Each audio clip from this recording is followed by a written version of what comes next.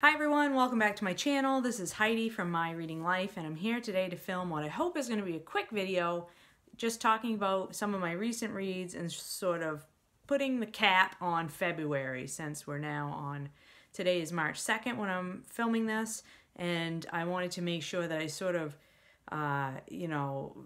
wrapped up what I had been working on in February, because there's all kinds of things going on in March, as you saw with my recently posted March TBR video. So in the last week, I have completed 3 books.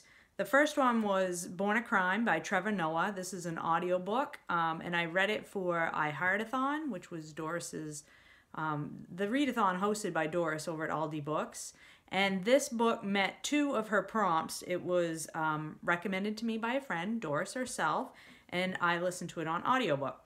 So Born a Crime is quite a popular and well-known author. It is a memoir read by Trevor Noah himself, all about his childhood growing up in South Africa during apartheid. And I had gone into the book expecting it to be pretty funny. He's a comedian. He's a host of a late-night talk show on American television. He's, been on the comedy circuit, and I knew him primarily as a comedian.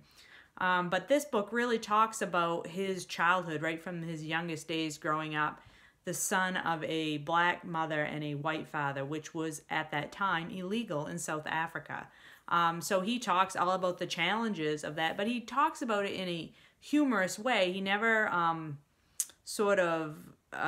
he has a very light touch with all of it, and he never talks about it as something tragic. He just is very matter of fact about how he lived and how he had to live. It has been pointed out to me in some of my comments that even though he did have a lot of struggles, he did also have quite a few privileges, which he does acknowledge in the book, because he was able to go to private school. He had a family who loved him for the most part, but he also had a lot of challenges. He had an abusive stepfather. They were quite poor, and it was just a struggle to live in a country where he was an illegal person, and his parents were committing illegal acts by having him. So I had expectations going in for what the book was going to be. It was not what I expected, but I was pleased that it was not, because it ended up being quite a bittersweet novel, bittersweet memoir, and I learned an absolute ton of things about apartheid that I didn't know, and about South Africa, and how Johannesburg is laid out, its different neighborhoods, how people live, just all of that stuff. It was fascinating. So highly recommend. Thank you, Doris, for lending me your audiobook and encouraging me to pick it up at this time. It was a great read. I then finished another book for the BookTube Prize, which obviously I can't talk about, so sorry about that, but I just wanted to mention that there was another novel thrown in there that I did complete during the week, and it was a more successful novel than some, so that's good. And then I finished just this morning Like One of the Family by Alice Childress. Now this I read also for iHeartathon. I finished it a little bit after iHeartathon ended, because that ended on Thursday. But it meets the prompts of a quick read and a cover love. And you can see from the cover image that I have inserted here, it was quite a striking cover to me. It really caught my eye, and it was not a book that was on my radar. I happened to go on my library's online system. I was looking for a new audiobook to listen to after I finished Born a Crime, and I wanted something that would fit, Black History Month or Read So Lit, something like that, something quick that I could fit in for iHeartathon. And I ended up finding this as an ebook. And it was written in the 50s and mid-20th century, about a domestic worker in New York City at that time, and her name is Mildred, and she's telling stories to her friend Marge, and they're just short little vignettes. Every chapter is maybe 2 or 3 pages long, and it's all about her experience, Mildred's experiences as a black domestic worker in New York City.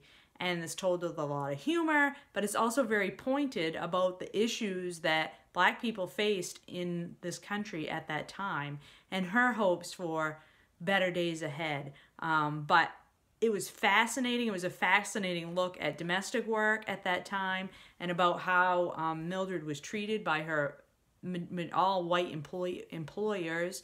It was about her experiences as a young black woman trying to date and trying to have a social life while working full time. All about her experiences being involved in civil rights movements, which were beginning to increase in intensity and frequency at that time.